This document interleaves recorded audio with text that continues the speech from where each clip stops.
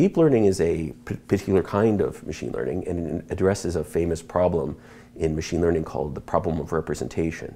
You see, many of these problems become relatively easy. For example, let's say computer vision, if you just had the right representation.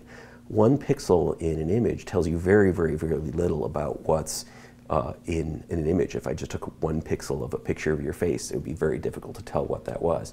But if you transform the data and transform it enough times, then you can get a very high-level representation. For example, it might be, this is a face of someone with brown hair or with blue eyes, and then I could recognize who that was given the high-level features. Now, previously, before deep learning, people would hand design or hand engineer the mapping from raw inputs like pixels to features they could use, and then those features would be fed to a standard machine learning algorithm.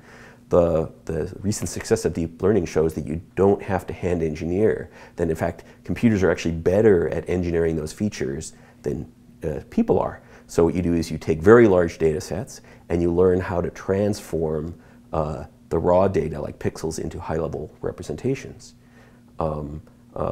Another nice thing about that is that the reason why it's called deep learning is that it does it through successive layers of transformation. So it goes from a low-level representation like pixels to edges to textures and whatnot.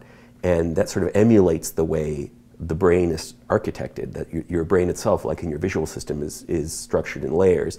And as far as neurophysiologists know, that each layer is computing a more complex function given the inputs from the previous layer. Deep learning does the same thing. That's why it's called deep.